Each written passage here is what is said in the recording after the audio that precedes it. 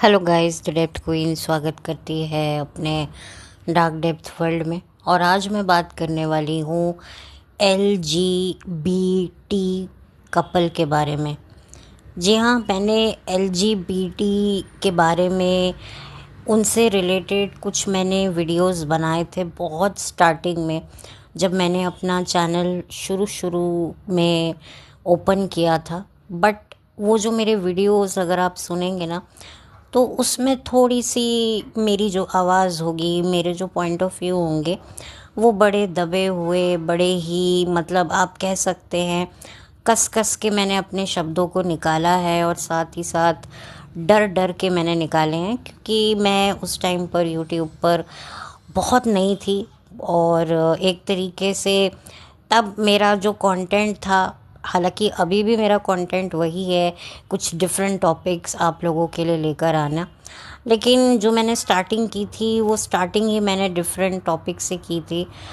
तो उस टाइम पर मेरे पास लोग ही नहीं थे, मेरे पास वो ऑडियंस ही नहीं थी जो मेरे डिफरेंट टॉपिक्स को इंटरेस्ट लेके सुने। उस टाइम पर तो मैं रिकॉर्ड करती थी, अपलोड करती थी और मैं ही सुनती थी। तो उनमें शायद आपको एक एक व्यू मिल सकता है, और शायद हो सकता है कि अगर 2 व्यूज़ भी दिख रहे होंगे तो हो सकता है वो मेरा ही व्यू हो। क्योंकि उस टाइम पर मतलब मैं क्या बोलूँ, मुझे नहीं पता था कि जितने भी मेरे चैनल पर जो सब्सक्राइबर मुझे मिले, मैंने नहीं सोचा था, मेरे लिए बहुत बड़ा नंबर है ये। बट उस टाइम पर तो मेरी हालत ऐसी थी। और काफ़ी ये थोड़ा सा कंट्रोवर्शियल सेंसिटिव सा टॉपिक है, इसके बारे में हर कोई बात नहीं करता है, और अगर जो करता है तो उनके पास एक ऑडियंस होती है उनकी बात सुनने के लिए। मेरे पास कुछ भी नहीं था, हिम्मत भी नहीं थी और कॉन्फिडेंस भी नहीं था। और शायद अगर आप मेरा वीडियो सुनेंगे तो आप लोग काफ़ी स्मार्ट हैं, आप लोग समझ जाएंगे। तो खैर, मैंने बात करी थी, लेकिन मैंने बड़ी ढका छुपा के बात करी थी। आज मैं थोड़ी खुलकर बात करूंगी, और मैं बात करूंगी जिस कपल के बारे में। उस कपल के चैनल का नाम है यशल्स व्लॉग। अब जो थंबनेल में मैंने तस्वीर लगाई है, जो लड़कों से भी ज़्यादा लड़का आपको लग रही है, वो है पायल। उस लड़की का नाम पायल है। और जो साथ में उसके बहुत ही ज़्यादा गर्लिश किस्म की जो लड़की है, मतलब जितनी गर्लिश लड़कियां होती हैं, जितनी फेमिनिन होती हैं, उनसे ज़्यादा ये लड़की है। और इसका नाम है यशस्वी। अगर मैं गलत नहीं हूँ तो इसका नाम यशस्वी का है, सॉरी यशस्वी का है। काफ़ी डिफ़िकल्ट नेम है, इसीलिए इसको थोड़ा शॉर्ट फॉर्म में, इसको जब भी आप व्लॉग्स इसके देखेंगे तो यशु यशु करके कुछ इसे बुलाया जाता है। बट इसका नाम जो है वो यशवी का है। आई थिंक मैं बड़ी कंफ्यूज हो रही हूँ, कभी यशस्वी का बोलती हूँ, कभी क्या बोलती हूँ, बट यशवी का है। हाँ, अगर फिर भी मैं कुछ गलत नाम ले रही हूँ तो मैं कम्युनिटी नहीं, कमेंट सेक्शन में ठीक कर दूँगी। तो ये दोनों लेस्बियन कपल हैं। और आपको शायद हैरानी होगी कि ये 2 लड़कियां हैं, लेकिन उसके बावजूद भी जो पायल मोहतरमा है वो बिल्कुल लड़कों की तरह रहती हैं। उनके हाव भाव मतलब लड़की ही हैं, लेकिन उन्होंने अपने आप को प्रेजेंट एक लड़के की तरह किया हुआ है। और जो यशविका हैं वो तो लड़की की तरह ही बिहेव कर रही हैं, और वो लड़की ही लगती हैं। अब कहने को ये सेम जेंडर रिलेशन है, पर इसमें भी आप देखेंगे कि एक जो शख्स है वो लड़के की तरह एक्ट कर रहा है और दूसरी औरत की तरह। यानी कि आप दोनों औरताना संबंध में होने के बावजूद भी एक कॉमन जो कपल होते हैं, मर्द और औरत, उसकी तरह ही बन के बैठे हो। मुझे बहुत ही अजीब लगता है। इनफैक्ट मैंने अगर गे कपल भी देखे हैं तो उसमें भी जो एक पार्टनर होता है वो बिल्कुल प्रॉपर एकदम लड़के की तरह ही बिहेव कर रहा होता है, और जो दूसरा मेल पार्टनर होता है वो बड़ा ही फेमिनिन होता है, उसकी आवाज़ से लेकर के उसके हाव भाव।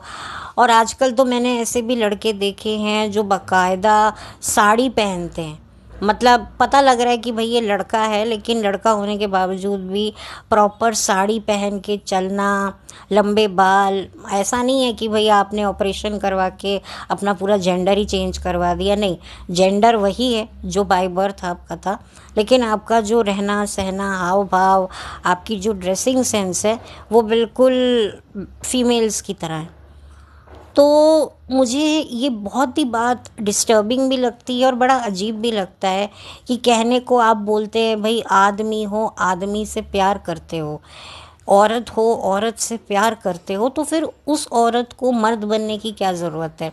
ऐसे बहुत सारे कपल हैं जो आपको इंस्टाग्राम पर, यूट्यूब पर मिल जाएंगे। मैंने यशल्स व्लॉग्स जो हैं वो काफ़ी टाइम से मैंने देखे हैं, मतलब काफ़ी टाइम से मैंने देख रही हूँ।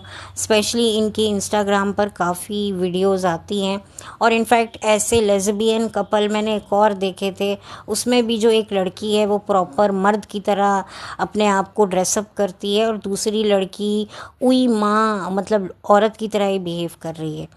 तो बड़ा ही डिस्टर्बिंग लगता है, और एक दूसरे को ये लोग चिपकते हैं। मतलब नॉर्मल कपल भी इतना नहीं चिपकते जितने मैंने ये देखे हैं जो LGBT कपल होते हैं, वो एक दूसरे को चिपकते हैं। अब एज अ ऑडियंस मेरे भी एक वक्त पे, जब मैं बहुत यंग थी, जब ये चीज़ें मेरे सामने नई नई आ रही थी, तो मुझे लगता था कि शायद इन कपल्स में और नॉर्मल कपल में बहुत फ़र्क होता है। ये कपल काफ़ी लॉयल होते हैं, काफ़ी जेन्युइन होते हैं, और इनमें वो सारी चीज़ें नहीं होती जो एक नॉर्मल कपल में हम देखते हैं, बेवफाई, मारपीट। मतलब कि एक आपकी जो एक साइकोलॉजी है वो कितनी रेगुलेट होती है, आपका रेगुलेटर घूम जाता है ऐसे कपल्स को देखकर कि नहीं यार, ये कपल ज़्यादा सुखी हैं, इनमें देखो कितना प्यार है, कितनी मोहब्बत है। और आम कपल जो होते हैं मर्द और औरत, उनमें तो देखो 36 के आंकड़े रहते हैं, कुछ भी नहीं मिलता है। और यहाँ पर देखो सेम जेंडर है तो बहुत अच्छी अंडरस्टैंडिंग होगी। लेकिन अगर आप इनकी भी सच्चाई देखें तो इनमें भी बहुत ज़्यादा कॉम्प्लिकेशंस, इनसिक्योरिटी तो होती ही है। लेकिन जब एज अ ऑडियंस आप इन कपल को देखते हो तो आपको यही लगता है यार कि काश हम लोग भी अगर ऐसी सिचुएशन में आए, अगर हमें भी ऐसा रिलेशन मिले। कहने को आप एक ऑपोजिट जेंडर के साथ में, लेकिन आपको लगता है कि अगर आप सेम जेंडर के शख्स के साथ रिलेशन में आएंगे तो शायद आपको कितना प्यार मिलेगा, कितना आपको वो सब रिस्पेक्ट मिलेगी जो आपको ऑपोजिट जेंडर के साथ रहकर नहीं मिल रही है। तो कहीं ना कहीं आपका ध्यान, आपका इंक्लिनेशन जो है जाएगा, सेम कपल की तरफ जाएगा कि हम भी क्यों ना ये एक्सपेरिमेंट करें। और जब आप इस तरह के एक्सपेरिमेंट करने लगते हैं तो बहुत ज़्यादा आपको जो है आप कंफ्यूज हो जाते हैं। एक तो जो लोग होते हैं जो शुरू से ही डे वन से उन्हें पता होता है कि उनकी सेक्सुअल प्रेफरेंस क्या है, तो वो उस हिसाब से चलते हैं। लेकिन जो होते स्ट्रेट हैं लेकिन मैनिपुलेट होकर जो हैं वो अपनी जब चॉइसेस बदलते हैं ना, तो एक ऐसा टाइम आता है ना वो घर के रहते हैं और ना घाट के रहते हैं। मैं ये नहीं कह रही हूँ कि मैं इन कपल्स के बहुत अगेंस्ट हूँ या मैं बहुत ज़्यादा इनको बॉयकॉट करने में बिलीव रखती हूँ, नहीं।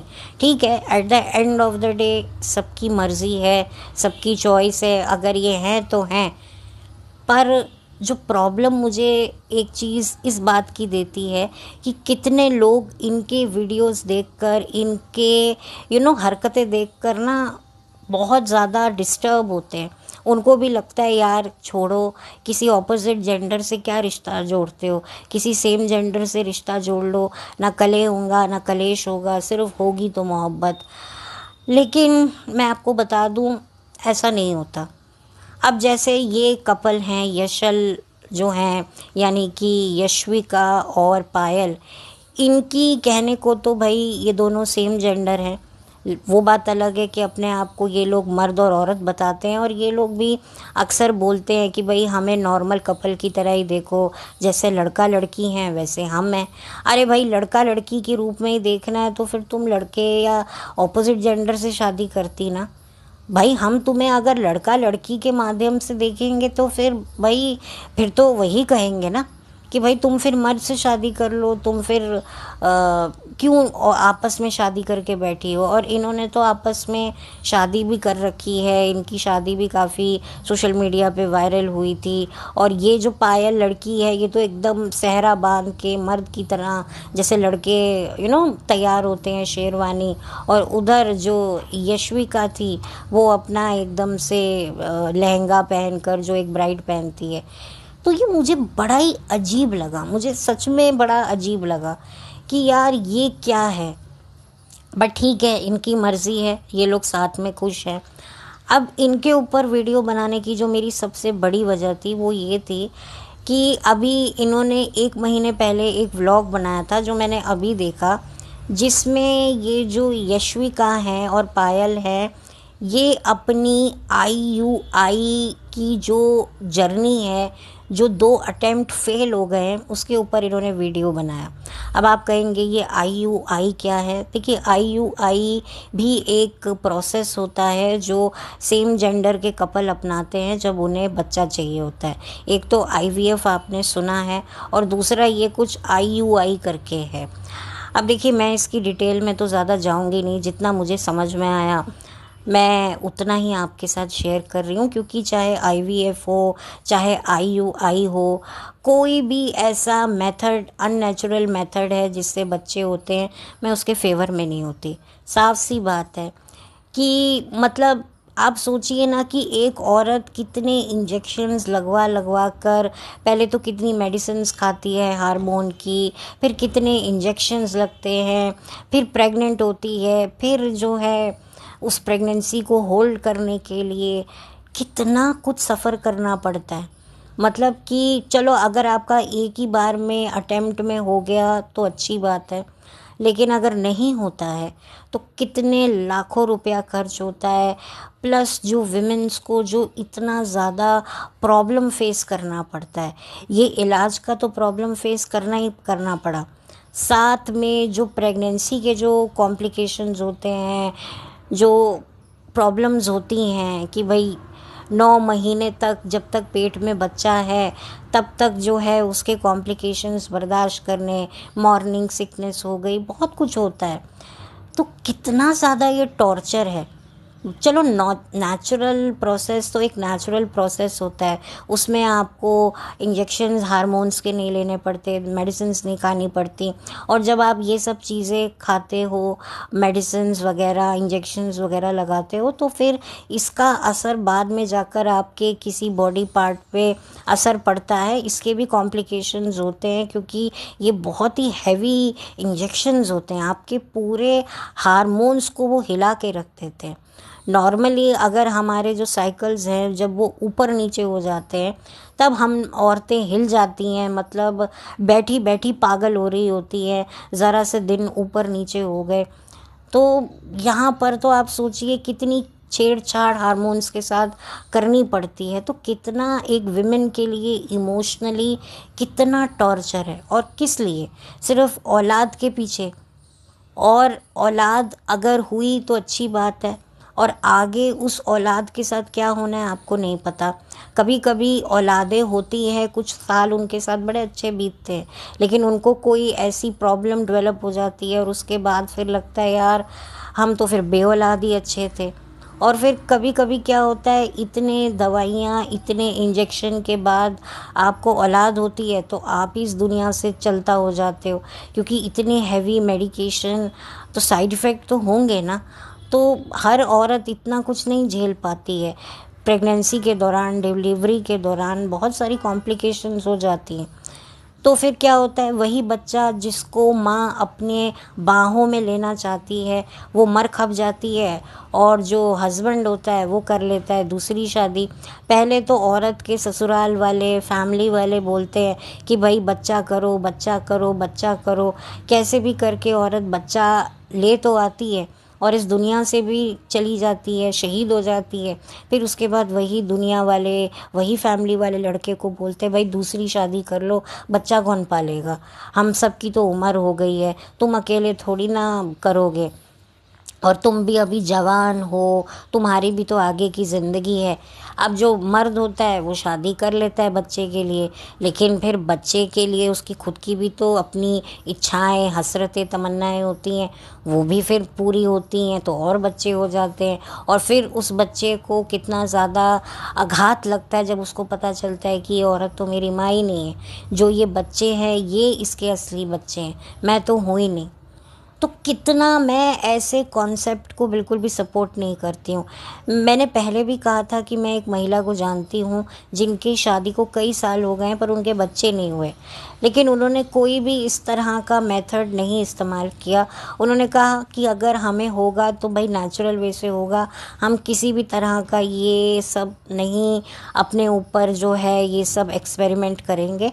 और बात भी बिल्कुल सही है और मैं इनके डिसीजन से बिल्कुल सहमत हूँ, क्योंकि मैंने पहले भी आईवीएफ के ऊपर बात कर रखी है, जहाँ पर मैंने बोला है कि जो गरीब आदमी होता है उसके पास तो ना इतनी अच्छी डाइट है, ना इतना अच्छा माहौल है, ना इतना अच्छा पौष्टिक आहार लेने के लिए पैसे हैं, उसके बावजूद भी ये आपको कभी भी इस तरह की क्लिनिक में नहीं जाते हुए मिलेंगे। और जो अमीर कपल होते हैं उनके पास तो एक अच्छा लाइफस्टाइल है, सब कुछ है। अब आप लोग कहेंगे नहीं गरीब लोग तो धूम्रपान और उनका सेवन शराब का चलता है, तो मैं आपको बोल दूं कि अमीर लोग भी शराब सब पीते हैं, सब नशा वगैरह करते हैं, महंगी से महंगी शराब पीते हैं। तो ऐसा कुछ नहीं है। ये सब अपनी एक साइकोलॉजी भी एक बहुत बड़ी एक एक साइकोलॉजी भी बहुत बड़ा रोल प्ले करती है। और ये जितने भी अमीर घर के बच्चे हैं ना, ये सारे के सारे आज की तारीख में ना बहुत ज़्यादा मैनिपुलेट हो चुके हैं, बहुत ज़्यादा एक्सपेरिमेंटल हो चुके हैं। और ख़ास तौर पे जब वो इस तरह के रिलेशनशिप्स को देखते हैं तो उनको लगता है कि यार हमें भी ये ट्राई करना चाहिए। मैंने तो कई ऐसे भी लोग देखे हैं जो कहने को मैरिड होते हैं, ऑपोजिट जेंडर के साथ बच्चे भी होते हैं, लेकिन बाहर उनके समलैंगिक संबंध भी होते हैं, क्योंकि उनको एक एडवेंचर चाहिए होता है। तो ये भी एक नज़रिया है, ये भी नज़रिया क्या, ये भी एक आप कह सकते हैं एक सिक्के का एक पहलू है, जिसके बारे में लोगों को पता होकर भी लोग जानना नहीं चाहते। मैं ये नहीं कहती कि जो इस तरह के जो लोग हैं या इस तरह के सेक्सुअल प्रेफरेंस रखने वाले जो लोग हैं उनके साथ आप बदतमीज़ी करो, उनका डिसरिस्पेक्ट करो, लेकिन आप ये तो देखिए कि इस तरीके से जो इस तरह के जो संबंध आप दिखते हैं या आप इस तरह के संबंध अगर अपनी आंखों के सामने 24/7 आए देखते हैं तो आप पर भी कहीं ना कहीं इसका असर तो पड़ता ही है। आपका नहीं पड़ेगा तो किसी ना किसी का तो पड़ेगा। बट खैर ठीक है, अब पड़ रहा है जो भी है। मैं ये भी नहीं कह सकती कि इनको हटा दीजिए, इनसे बात मत कीजिए, लेकिन अगर आपको मैं बता दूं कि ये सब भी एक एजेंडा ही है। ये भी जो ये सारी चीज़ें हो रही हैं एक एजेंडे के चलते हो रही हैं, क्योंकि इसके भी बहुत सारे साइड इफ़ेक्ट्स होते हैं, बहुत सारी चीज़ें फिज़िकली आपको फेस करनी पड़ती हैं। तो मैं तो देखो इन चीज़ों को सपोर्ट नहीं करती, लेकिन इसका मतलब ये भी नहीं है कि मैं मजाक उड़ाऊँ या मैं इनका डिसरिस्पेक्ट करूँ। लेकिन मुझे पता है और इनफैक्ट जो समझदार मैच्योर लोग हैं उनको भी पता है कि इस तरह के रिलेशनशिप और भी ज़्यादा कॉम्प्लिकेटेड होते हैं, जैसे कि नॉर्मल कपल से भी ज़्यादा होते हैं। बहुत कुछ इनमें भी आपको देखने को, सुनने को, जानने को मिलेगा। बट खैर ये सारी बातें एक तरफ, अगर मैं बात करूं इस लड़की की, यश्विका की, तो ये भी जो है रो रही थी, एक तरीके से दुखी थी कि मेरे 2 IUI अटेम्प्ट फेल हो गए और मैं बहुत स्ट्रेस में थी, मैंने कुछ लोगों से एक्सपेक्ट किया था। अब देखिए मैं भी बड़ी हैरान हुई कि तुमने ज़िंदगी में चॉइस तो अपनी डिफरेंट रखी, लेकिन तुम भी वही कर रही हो जो और औरतें करती हैं और व्लॉगर्स करते हैं, कि जैसे अपने IVF की जर्नी के बारे में कई सेलिब्रिटी या नॉन सेलिब्रिटी व्लॉगर्स शेयर करते हैं, रोते हैं, बिलखते हैं, बताते हैं। तो तुम भी तो ये कर रही हो।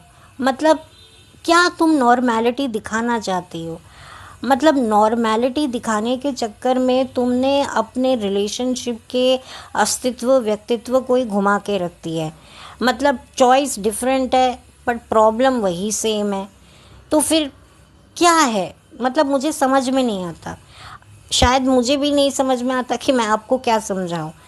और लाइफ में मैं देखती हूँ कि आज की तारीख में लोग प्रैक्टिकल से ज़्यादा क्यों इतने इमोशनल होते जा रहे हैं। क्यों बच्चा एक ज़िंदगी की इतनी बड़ी इमोशनल एक ज़रूरत बन गया है, जिसके चलते आप अपने आप को मार रहे हैं, टॉर्चर कर रहे हैं। मतलब कितना पैसा आप लोग अपना बर्बाद कर रहे हैं। ये जो जितने भी क्लिनिक्स हैं, ये जितने भी लोग हैं जो इस तरह के प्रोसेस करते हैं, इनका तो कुछ नहीं जाता। आप 10 अटेम्प्ट करवाएं, ये आपके कर देंगे और पैसे तो इनके आएंगे, और जितनी बार फेल होगा ये थोड़े ना आपको पैसे वापस करेंगे। इनकी तो जेबें भर रही हैं, और आप लोग इमोशनली, फाइनेंशियली आपके कितने लॉसेस हो रहे हैं आपको पता भी नहीं है। और इमोशनली तो इतना लॉस हो रहा है कि आप काउंट भी नहीं कर सकते। तो मुझे बेसिकली इस महिला के लिए बुरा भी लग रहा है कि भाई प्यार मोहब्बत करके मतलब इंसान अपनी मर्ज़ी से शादी करता है कि ये मेरा लाइफ पार्टनर है, लेकिन लाइफ पार्टनर के साथ तुम खुश नहीं हो। मतलब मैं क्या बोलूँ। मतलब एक शादी, एक अच्छा ज़िंदगी में एक लाइफ पार्टनर मिल जाए, मुझे लगता है दैट इज़ इनफ। लेकिन बच्चा, देखिए हर किसी को मुकम्मल जहाँ नहीं मिलता, किसी को ज़मीन, किसी को आसमान नहीं मिलता। तुमने अपनी मर्ज़ी से जिसे चाहा, सेम जेंडर की बंदी से शादी कर ली। अब तुम सोचती हो कि हर चीज़ हमारे अकॉर्डिंगली होगी, ऐसा नहीं होगा। और तुम में और औरों में फिर फ़र्क क्या है। मैं बहुत ज़्यादा ना आजकल अपने आसपास और यूट्यूब पे भी ये चीज़ें देख रही हूँ। आए दिन कोई ना कोई व्लॉगर जो है बच्चे के नाम पे क्लिक बेट करके पैसे कमा रहा है। मुझे समझ नहीं आ रहा कि बच्चा ना हो गया, क्या हो गया है। और जब मैं ऐसे व्लॉग्स देखती हूँ ना, तो मैं सोचती हूँ कि इस तरह के जो व्लॉगर्स होते हैं, चाहे वो LGBT के कपल हों, चाहे वो नॉर्मल कपल हो ना, वो हमारे जैसे सिंगल लोगों के लिए इतना ज़्यादा थ्रेट क्रिएट कर देते हैं ना कि हमें सुनना पड़ता है। देखो इतने बड़े बड़े सेलिब्रिटी भी देखो शादी करी है और बच्चे के लिए तड़प रहे हैं। इन्होंने नहीं मानी ना बात, इन्होंने भी करियर के चक्कर में लेट शादी की। देखो अब बच्चे के लिए रो रहे हैं, और तुम देखो तुम भी शादी नहीं कर रहे, बच्चे नहीं कर रहे हो, तुम्हारी एज भी निकल गई है कि और कितने साल तुम्हारी जवानी रहेगी, बुढ़ापा आएगा, बाल सफ़ेद हो जाएंगे, बाल झड़ जाएंगे, तो ना तुम्हें दूल्हा मिलेगा ना दुल्हन मिलेगी, क्या होगा। मतलब इतना ज़्यादा टॉक्सिसिटी होती है ना। देखिए अगर किसी को शादी करनी है, ज़िंदगी में कोई जेन्युइन रिश्ता बनाना चाहता है ना, तो वो चाहता है कि मैं खुद इतना काबिल बनूं कि मेरी काबिलियत से कोई मोहब्बत करे, ना कि मेरे पैसे से, मेरे रुतबे से, या मेरे माँ बाप के नाम से। तो जो ऐसे लोग होते हैं ना, वो ऐसे किसी को भी अरे गहरे को अपनी ज़िंदगी में आने नहीं देते। वो चाहते हैं कि हमें देखे, ना हमारे पैसे को देखे, या अगर हम भी काबिल हैं तो वो किसी पर्सनल बेनिफिट के हमारे साथ ना जुड़े। तो इसी कश्मकश में देर हो जाती है, और इसी चक्कर में एक अच्छा लाइफ पार्टनर उनको तलाश होती है, और उनको मिलता, कईयों को नहीं मिलता, कईयों को मिल जाता है। और चलो तुम्हें मिल गया तो तुम सेटिस्फाई रहो ना, फिर नहीं जी बच्चा। तो इतना ज़्यादा मुझे लगता है। और चलो आप बच्चे को जाने दो, शादी को भी जाने दो, अगर आप सिंगल भी हो तो भी ये सारी चीज़ें जब आप देखते हो ना, तो ये आपकी साइकोलॉजी पर इतना इफ़ेक्ट करता है कि बच्चा और शादी कितनी इम्पॉर्टेंट चीज़ है यार।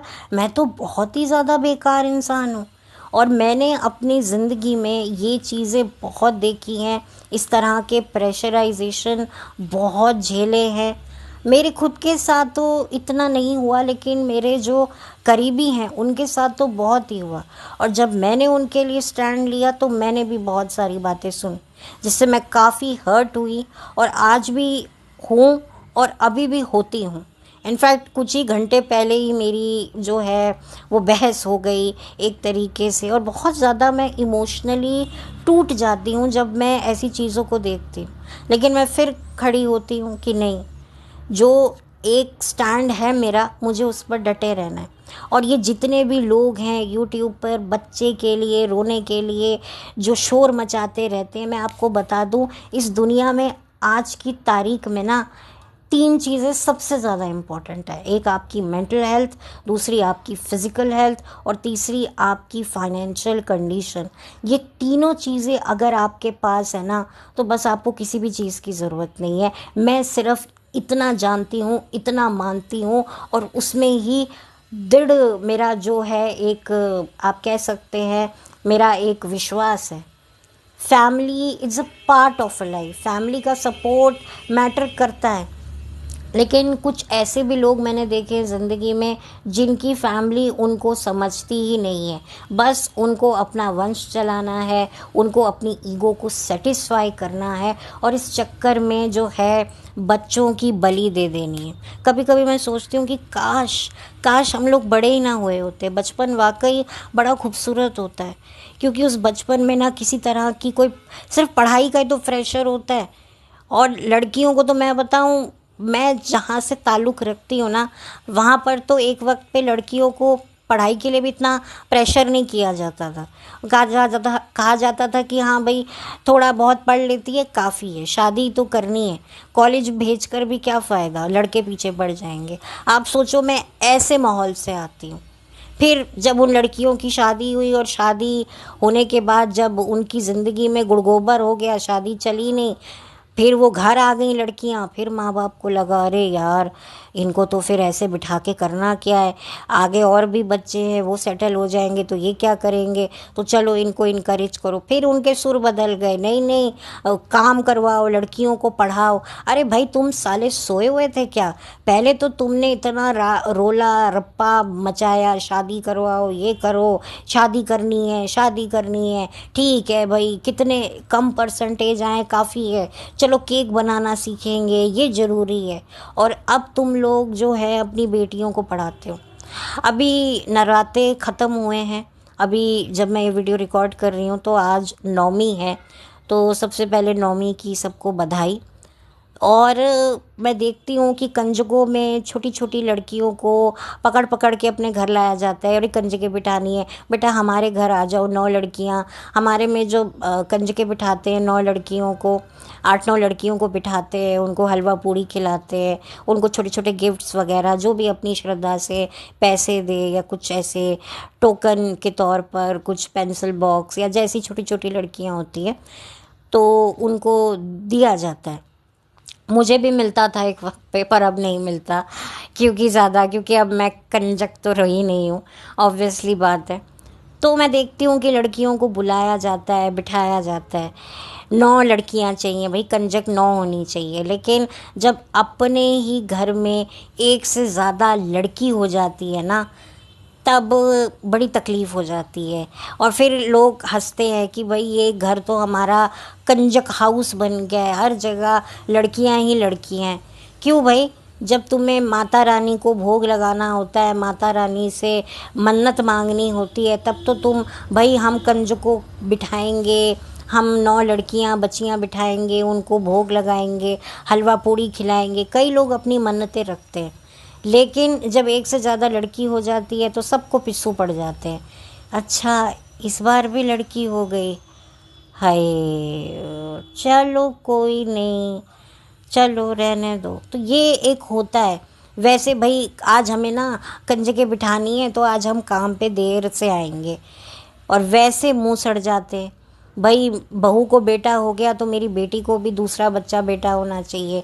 ये आप देख रहे हैं, ये मैंने ये सारी चीज़ें देखी, अपने बचपन में भी देखी, और अब जब मैं इतनी बड़ी हो गई हूँ तब भी मैं ये देख रही हूँ।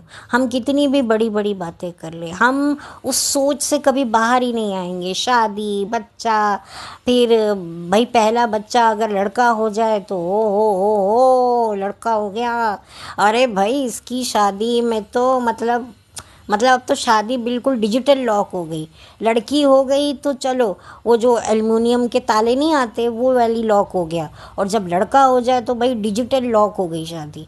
अब कोई ख़तरा नहीं है। तो ये मतलब मैं क्या बोलूँ, मुझे सच में ना बड़ा दुख भी होता है। और जब मैं ऐसे वीडियोस देखती हूँ ना तो मुझे गुस्सा हो जाती हूँ। मैं बहुत ट्रिगर हो जाती हूँ कि बैठ करके कैमरे के आगे, भाई हमारा ये हो गया, हमें बच्चा चाहिए। अरे यार, तूने मर्द के साथ मतलब मैं क्या बोलूँ इस बंदी को, मैं क्या बोलूँ कि भाई तू औरत के साथ शादी करके भी तू यही रंडी रोना रो रही है, तो फिर तू मर्द के साथ कर लेती। Sorry for my language, but that is a reality. मुझे बड़ा ही गुस्सा आया देखकर। ये क्या है यार, एक ज़िंदगी मिलती है उसमें भी रोना गाना। अरे कितने लोग हैं ऐसे जिनको दिखाई नहीं देता, सुनाई नहीं देता, बोल नहीं सकते, चल नहीं सकते, कितने सालों से बिस्तर पर पड़े हैं, मेंटली चैलेंज्ड हैं, उसके बावजूद भी ज़िंदगी जी रहे हैं, कोई कंप्लेंट नहीं है। और अगर कंप्लेंट है भी तो उसको अपने ऊपर हावी नहीं होने दे रहे हैं। और ये लोग जो है बच्चे के लिए, शादी के लिए छाती कूट रहे हैं। I am very sorry, but मुझे ना वाकई मुझे इन लोगों की सोच पर दया आती है। आई पिटी ऑन देम। वो जो दीपिका ने एक डायलॉग बोला था ना कि आई पिटी ऑन यू गाइज, तो आज मैं भी ये बोलूँगी, आई पिटी ऑन यू गाइज, जो आप बच्चे के लिए, शादी के लिए रोना गाना करते हैं। बच्चा है, I want baby, really you want a baby? क्या? अरे तो इतनी दुनिया बड़ी है, इतने बेचारे बच्चे। आप देखिए, अखबार उठाइए, अखबार भी छोड़िए, आप अगर घर से बाहर निकलें और ज़िंदगी को करीब से देखें ना, आप कांप जाएंगे, डर जाएंगे। क्या क्या छोटे छोटे बच्चों के साथ में होता है। मैंने कितने वीडियोस बनाए हैं, कितनी मैंने बातें करी हैं, ढका छुपा कर मैंने बताया है कि कैसे क्या क्या होता है इस दुनिया में। आप देखिए कितनी अब वो दुनिया ही नहीं रही है। हम तो फिर लकी रहे कि हमने इतनी सरवाइव कर लिया। आने वाले बच्चे क्या इतना सरवाइव कर पाएंगे? इतनी तो पोल्यूशन है, इतना तो बीमारियां हैं, कितना कुछ है, कितने क्राइम्स हैं, कितनी, अगर आप पढ़े ना तो आपके मतलब रोंगटे खड़े हो जाए, रातों की नींद उड़ जाए। बच्चा नहीं है मेरा आईवीएफ फेल हो गया, मेरा आईयूआई फेल हो गया। अरे तू ज़िंदगी से औरत फेल नहीं हुई है, कुछ कर। कितने हैं, ठीक है मैं मानती हूँ कि ऐसे कपल को बच्चा अडॉप्शन में नहीं मिलता। और आप सोचिए इन बेचारों के, इन कपल्स को समझ तो कुछ आती नहीं है। बच्चा चाहिए, बच्चा चाहिए, इनका जो है सो है, ठीक है, बट बच्चे की ज़िंदगी क्यों बर्बाद करते? बिना बच्चे के रहो ना, बड़ा प्यार करते हो ना तो बिताओ एक दूसरे के साथ ज़िंदगी। आप देखिए नॉर्मल कपल्स जब लड़ते हैं तो बच्चों की साइकोलॉजी कितनी हिट करती है। तो ये जब कपल देखेंगे, बच्चे को तो सबसे पहले समझ में ही नहीं आने वाला है। माँ जो माँ है और जो बाप है वो बाप नहीं है, वो माँ है। और मतलब कितना कन्फ्यूज़न है, मुझे तो बोलने में कन्फ्यूज़न हो रहा है। तो ये बच्चों का क्या होगा? क्या कितनी साइकोलॉजी डिस्टर्ब होगी, स्कूल में, कॉलेज में कितना कुछ इनको सुनना पड़ेगा। और आगे जो भी लाइफ में ये शादी करेंगे, इन पर भी लोग क्वेश्चन करेंगे। हो सकता है इनकी सेक्सुअल प्रेफरेंसेस अपने पेरेंट्स की जैसी हों, या हो सकता है उनसे अलग हो। देखिए विदेशी कपल, विदेशी एटमॉस्फेयर बहुत अलग होता है। वहाँ चीज़ें अलग तरीके से देखी जाती हैं, वहाँ का तो माहौल अलग है। बट यहाँ पर इंडिया में मदर यानी विमेन, फादर यानी मेन। लेकिन यहाँ पर तो दो औरतें ही, मतलब कहने को एक औरत इतनी ज़्यादा जनाना है और दूसरी औरत इतनी ज़्यादा मर्दाना है। मतलब सीरियसली बहुत ज़्यादा डिस्टर्बिंग, बच्चे की भी ज़िंदगी ख़राब कर देते हैं। ठीक है ना, तुमने प्यार किया, शादी कर ली, हो गया, ठीक है, तुम रहो, तुम घुसे रहो एक दूसरे में, कोई दिक्कत नहीं है। बट किसी बच्चे की ज़िंदगी मत बर्बाद करो ना। तुम प्यार करते हो, बड़ी प्यार की बातें करते हो, प्यार ज़िंदगी है, प्यार बंदगी है, तो काटो ना एक दूसरे के साथ ज़िंदगी। कौन तुम्हें डैश रोक रहा है? पर बच्चे को तो बख्श दो, लेकिन नहीं, बच्चा चाहिए। मतलब क्या मतलब? बच्चा चाहिए और फिर बच्चा आएगा तो फिर लोग देखेंगे। जाहिर सी बात है ऐसे जो कपल्स होते हैं उनको व्यूज़ भी थोड़े ज़्यादा मिलते हैं, क्योंकि लोग थोड़े सबको जानने की क्यूरोसिटी होती है कि जो इस तरह के कपल होते हैं वो कैसे रहते हैं, वो कैसे मैनेज करते हैं। तो इस वजह से भी इनको बड़ा बेनिफिट मिलता है। और सोचो इनको बच्चे हो गए तो कितना बेनिफिट मिलेगा इनको। इनके व्यूज़ तो बिल्कुल ऊपर जाएंगे, क्योंकि अब लोग कुछ नया देखना चाहते हैं। नॉर्मल कपल की डिलीवरी, बच्चा सब देख ही रहे हैं, अब उसमें भी किसी को कोई इंटरेस्ट नहीं है। लेकिन जो अब ये वाले जो कपल के बच्चे होंगे ना, इनको तो लोग देखना ज़रूर चाहेंगे। अब क्यों मैं ये सब बातें बोल रही हूँ, क्योंकि हो सकता है क्या, वो बेचारी रो रही थी, बच्चा चाहिए होगा, लेकिन जो ये आजकल का माहौल चल रहा है ना, तो अब जेन्युइन बच्चे की चाह रखने वाले व्लॉगर्स के लिए भी अब यही फील होता है कि ये सिर्फ अपने कंटेंट के लिए बच्चा चाह रहे हैं, जो कि बहुत ज़्यादा डिस्टर्बिंग है। तो खैर, इसीलिए मैंने सोचा कि मैं इन लोगों पर बात करूं। देखिए, कोई हेट नहीं है, अगर इनको बच्चा फ्यूचर में होता है तो आई विश गुड लक। मैं उस बच्चे को सबसे पहले गुड लक विश करना चाहूँगी, उसकी मेंटल हेल्थ को गुड लक विश करना चाहूँगी। और मैं जानती हूँ कि ये उस बच्चे को प्यार भी देंगे, सब कुछ देंगे, मुझे उस बात की वो कोई वो नहीं है। लेकिन आगे उस बच्चे की क्या डेवलपमेंट होता है, क्या उसको आगे चीज़ें फेस करनी पड़ती हैं, मैं उस माध्यम से बात कर रही हूँ। हो सकता है आपको लगे कि मैं बहुत ओल्ड स्कूल हूँ, मैं पुराने ख्यालात की हूँ, मैं होमोफोबिक हूँ। भाई, आप मुझे कह सकते हैं, क्योंकि मुझे पता है कि ये सब चीज़ें सही नहीं है। पर ठीक है, जो लोग करते हैं वो करें। मैं किसी को वो नहीं करती हूँ, डिसरिस्पेक्ट नहीं करती हूँ। अगर मैं ऐसे कपल्स को कभी अपनी आंखों के सामने देखूंगी तो ऐसा नहीं है कि मैं मुंह चढ़ा लूँगी या मैं उनको पकड़ के 10 बातें सुना दूँगी, नहीं। ठीक है भाई, वो अडल्ट्स है, अब उन्हें सही लग रहा है तो सही लग रहा है। मेरा व्यू पॉइंट है वो मेरा व्यू पॉइंट है, उनका व्यू पॉइंट है वो उनका व्यू पॉइंट है। That's it, that's completely okay. लेकिन मैं अपना एक पॉइंट ऑफ व्यू रख रही हूँ, और मैं जानती हूँ कि हो सकता है आप लोगों को भी अच्छा ना लगे, आप लोग भी मुझे बोलो कि मैं गलत सोचती हूँ। बिल्कुल, आप मुझे कह सकते हैं, मैं आप सभी के पॉइंट ऑफ व्यू की रिस्पेक्ट करती हूँ। लेकिन मैं थोड़ा सा ज़्यादा चीज़ों को अब अलग तरीके से देखती हूँ, तो मैं उस वजह से कह रही हूँ। मेरा कोई पर्सनल हेट इन दोनों के लिए नहीं है। I wish them good luck. मैंने इनको देखा था, और शुरुआत में सच कह रही हूँ, मुझे भी कपल ठीक ही लगते थे, लेकिन फिर धीरे धीरे मैंने रियलाइज़ किया कि इससे तो साइकोलॉजी पर कैसा असर पड़ रहा है।